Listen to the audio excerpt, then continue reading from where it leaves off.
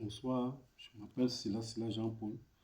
Je vais vous présenter la norme I3E830. La norme I3E830 a vu le jour en 1998 et a été développée le, par, par l'Institute l'Institute of Electrical and Electronic Engineering qui fournit des lignes directrices pour la rédaction d'un cahier de charges et des exigences logicielles. Alors, c'est aux États-Unis. Objectif, bon, en réalité, qu'est-ce qu'une norme d'abord? Une norme, c'est un accord, c'est une entente, c'est une façon de mettre sur pied des balises afin que lorsqu'on veut monter une affaire, qu'on n'aille pas dans tous les sens. Et voilà pourquoi à l'international, nous avons la norme ISO. En Europe, nous avons par exemple en France, nous avons l'AFNOR, Agence française de la normalisation. Au Cameroun, on a la NOR qui est l'Agence nationale de la normalisation. Alors, la norme ISO, la norme I3E830 voudrait dire quoi? La norme, ça a été une pratique qui a été recommandée, comme je l'ai dit tout à l'heure. Et quel est l'objectif premier de la norme I3E830? L'objectif principal de cette norme, n'est-ce pas, est d'aider à rédiger un bon cahier de charge logiciel qui soit clair, complet, cohérent et non ambigu. Un bon cahier de charge sert de base pour. Alors, je voudrais préciser ici que à tout projet, il y a un cadre logique. Donc, chaque institution, chaque organisation a des éléments dans le document, dans le document qu'on va remettre aux deux parties, des éléments que les deux parties se sont entendus pour les voir. Et on va donc voir ici comment ces éléments sont donc répartis. Donc, il y a un bon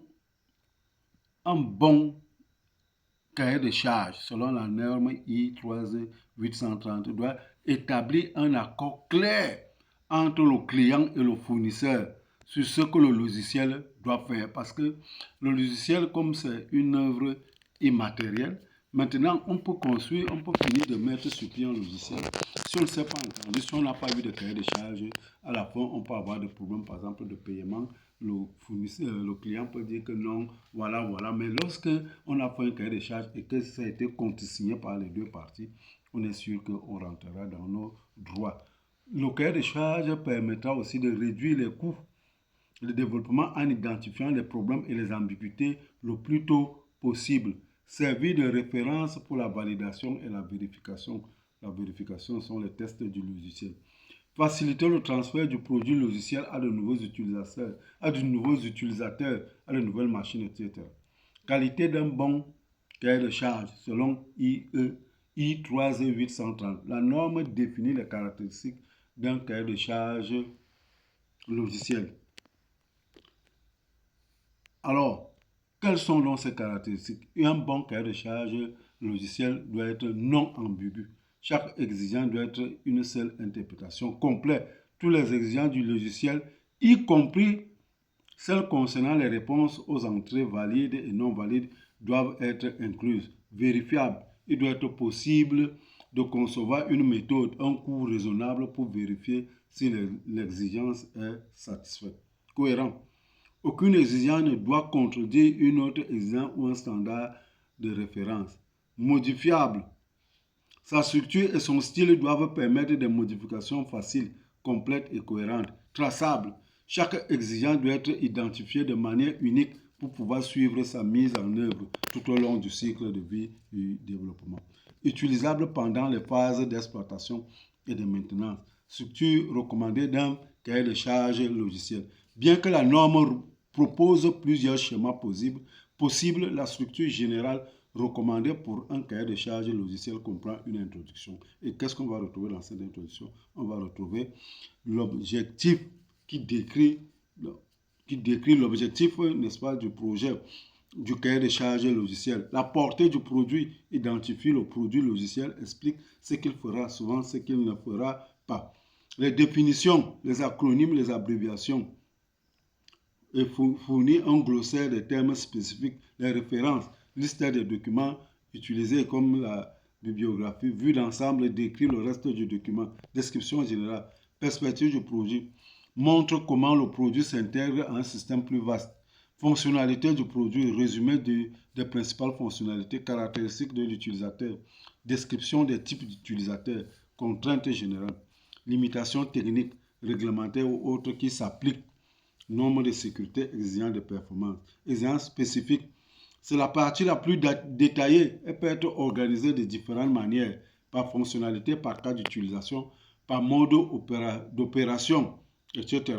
Elle doit détailler donc ces exigences spécifiques doivent donc détailler les exigences fonctionnelles, ce que le logiciel doit faire, action, comportement, exigences de performance, critères de performance, temps de réponse, débit, capacité, exigences de conception, contraintes de conception imposées, langage de programmation spécifique, exigences d'attributs du système, qualité du système, fiabilité, disponibilité, sécurité, maintenabilité, portabilité. Et ce qu'il faut aussi savoir, c'est que le cahier de charge doit ouvrir le champ, les perspectives pour ce logiciel. Comme nous, on voudrait monter, par exemple, un logiciel sur la gestion disciplinaire dans un lycée, au lycée de Mokolo 4, nous voulons utiliser le matricule national afin que si un enfant part du lycée de Mokolo 4, qu'il se retrouve dans un autre lycée. Donc, on aimerait que les autres lycées puissent utiliser ce logiciel afin que le cahier disciplinaire de l'enfant puisse le suivre de manière automatique, mais tout en respectant la réglementation du pays, parce qu'on ne peut pas exposer toutes comment dirais-je, tout ce que l'enfant a fait au cours de l'année et le mettre à la disposition de tout le monde sans l'autorisation parentale, encore que ce n'est pas un casier judiciaire. Tout enfant, quel qu'il soit, même s'il est délinquant, l'État a l'obligation de le former, de le socialiser. Qu'est-ce qu'on peut donc dire en définitive que, comme on l'a dit tantôt, que la norme ISO a été remplacée, a vu le jour en 1998 et a été remplacée par la norme internationale ISO IEC IE3 24 29148 de 2011 qui couvre l'ingénierie des exigences pour le système et le logiciel. Cependant, à retenir, I3E 830 reste une référence fondamentale et est encore largement utilisée et enseignée. Merci beaucoup, on y reviendra pour une autre vidéo.